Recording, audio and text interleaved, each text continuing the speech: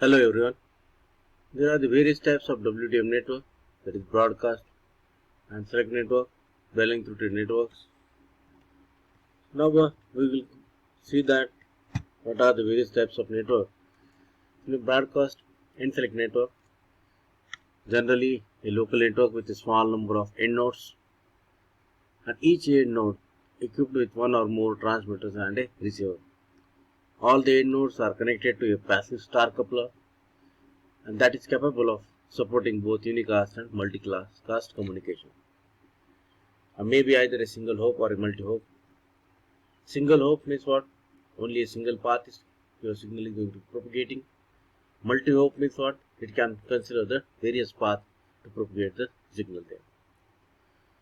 Now in a network topology, so we should know that how your signal is propagating through the various nodes. So for that purpose, we should consider first what are the coaxial network, how signal is going to propagating. But in the case of a optical fiber, it is different than this coaxial cable. So there are some losses occurs in the coaxial cable, or any damage occurs, so that creates a problem in the communication there. So now a broadcast and select network, unicast communication. So means the source end node selects an appropriate wavelength and broadcasts the data to all end nodes using this wavelength. Only a single communication takes place. Receiver at the destination tuned to the given wavelength and receive at all other ends nodes are tuned to the wavelength different from the receiver wavelength. Data is detected and processed only at the destination node. Broadcast and select network is simple and easy to implement, but the size of network is limited due to the requirement that signal has to be broadcast to all the nodes. General, it looks like a star coupler there. So if you see that a single wavelength is supposed to propagating to the other wavelength. Then the wavelength through network. So in a wavelength through network, a specific wavelength of the optical fiber, whatever the link we are going to consider. So we should know that what path is used by the given signal, and each optical signal is sent along a specified path and not broadcast to all nodes in the network. That's why the power requirement of such network is lower than that of a broadcast and select network. So in a broadcast and select network, signal is propagating to all the nodes, but here it is propagating to the specific path there. So consider few topology in the case of WDM there. Physical topology of a wavelength through network. So in that case it is a ring, a circle represents and end nodes. Here are the various end nodes there. A rectangle represents a router node. So signal is routed through the given router there, and a directed line represents a fiber. These are about the here.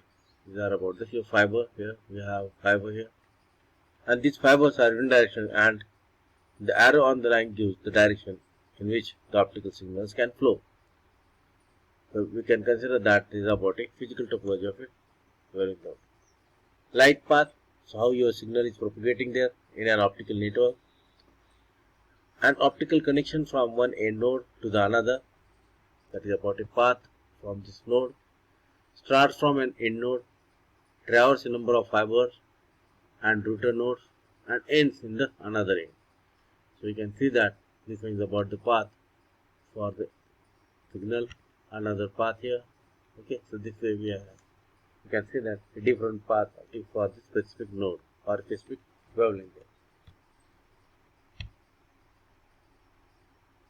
Now the light path has edges of the directed graph. So we will not go here in detail about how that graph is going to be drawn here, because we can consider that a end node there, and according to that we have graph just like we say that a signal graph and all. Similarly, we consider the same graph here for the nodes and all. So each directed node It has some physical topology, and that particular graph directed path through logical topology is called as a logical path. This one is about some right paths on the physical topology shown. Okay, these are the different here. We say that just fiber, light path L1, light path L4, L2, L3, L4, L5, okay, different light path there. Okay, so we can have logical topology. Okay, so these are about the different way for the communication using the topology. So you can say that that is called as a directed graph GL. Okay, so they view the light path at the edges of the directed graph GL, where the nodes of GL are the end of the nodes of the physical topology. Then a star coupler. So here we can consider that various network. We say that optical fiber and the receiver. So these are about your star coupler there. So we can consider that a various network topology. So here a basic optical fiber network topology. So that is bus, ring, star, and a mesh configuration. This one is about a bus configuration, single bus here, and all the stations are connected through the optical coupler to the given bus. That is about the station there. 1 to n, these are the stations, and these are the n coupler here, so that we can couple n minus 1 coupler there for each station. There are n stations, n coupler we require because it is the bus fiber there. Next is about your ring. This one is about your fiber ring. And all the stations are connected through the coupler. And the station we have, and there about the optical fiber link here, trunk link we say that. And all the stations are connected to the optical coupler. Now network topology. This one is about a star here coupler. So we are supposed to use that various stations, they are coupled at one particular coupler there, and these are about a fiber line that from the coupler it has a various fiber link that is connected to the different stations there. There is mesh configuration, so trunk link, various specific nodes, we say stations, and they are connected using the fiber link. That is about the mesh configuration. So if you see that these are the network ring here. So any perturbation occurs in a network, so that create a lot of problem to our network. So that budget, we supposed to say that link budget for a given network, it degrades. But in the case of a coaxial network, that any small perturbation occurs in the network, okay, even if it occurs, so we can propagate the signal, but in optical fiber it is difficult because light is propagating to the given network there. So for this particular network topology, if you see that we use a various coupler in the case of a optical network. So we consider here a single coupler, that is about here a loss is encountered in a passively reverse coupler consisting of a cascade two-directional coupler. This one is about your fiber line, signal is propagating to the fiber bus here. Here we transmitter here, and this one we have a receiver there. So we can consider that when we connect a coupler there, so what will be the loss because of a connecting coupler in between the line there. So that's why we should consider first what is the connecting loss. When we connect a coupler there, so we can consider that what is the connecting loss, and that connecting loss is a fraction of the power lost at each port of the coupler there. So connecting loss is equal to minus 10 log of 1 minus Fc. Then so when we say that for a given particular coupler, that signal is propagating through this, so in that case, so we can consider that a transmitter, receiver, as well as from fiber end and to the fiber bus line. So in this case, the coupler has a 4 functioning ports 2 for connecting the coupler onto the fiber bus. This is about a fiber bus here. And 1 of the receiving tap of light, and 1 for the inserting an optical signal onto the line after the tap off to keep the signal out of the local receiver. Means we say that a transmitter and a receiver. So you can consider that a source and a detector here. So means a tap here 1, 2, 3 and 4. These are the tap used. So for each and every tap, so or we can say that is a coupling point of the given particular fiber or a source. So there may be some losses there. So whichever the port used we are using, or as it quite transmitter or receiver, so there may be a coupling losses. So that coupling losses, that is nothing but what will be the power coupled from the given particular port. If we consider that transmitting port or a receiving port, so that coupling factor is a different thing. So consider here through to put up a coupling loss when we consider at a transmission there.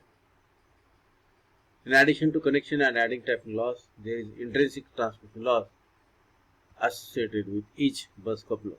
You can consider that is the port loss through the bus here. So that's why intrinsic transmission loss is nothing but a function of that whatever the fraction of power lost in the given coupler. There are various topologies can be used for the signal propagation. This one is about a linear bus topology, and it consists of n uniformly spaced stations. These are the various couplers there, and there are the stations that is about the coupled to the given particular bus there. Then if you consider that whatever the power loss in case of a linear topology, or you can say that is star network, so that is about the loss for a given particular stations. So these are about the number of stations and that loss between the station 1 and n here, that graph indicates. There are the various network topologies to be used, can be used there. We restrict ourselves in this particular optical fiber, or we can have a packet switching and all. So we restrict ourselves, our discussion belongs to the wavelength, operating wavelength and the power loss. So that is about, we can have a network topology there that is to be used in the given system there. Next, we can learn that a SONET or a SDA there. So that is, we say that your data is transmitting in the form of a packet or a digital data. So now that SONET provides a configuration for what, that is about how your signal is going to be propagating there. In terms of what, that is about the requirement for the given network, what is the bandwidth, because we say that a different wavelength propagation is takes place there. So advantages of SONET: reduction in equipment requirement and an increase in the network reliability. It has a provision of overload and payload bytes. The overhead bytes permit the management of the payload bytes on an individual basis and facilitate centralized fault section isolation. So it has a synchronous multiplexing format to carry the signal. So there are synchronous and asynchronous SONET there, digital hierarchy, and it consists of the various components as digital switches, digital cross-connect switches, and add-drop multiplexer. Availability of a set of generic standards which enable products from the different vendors to be connected there. So that is depending upon that what wavelength they are using. So it has a very flexible architecture for the transmission there. So generally it defines the technology for carrying many signals of a different capacities through a synchronous flexible optical hierarchy. So we need to know about what are the various SONET hierarchy there. So that is about a synchronous and a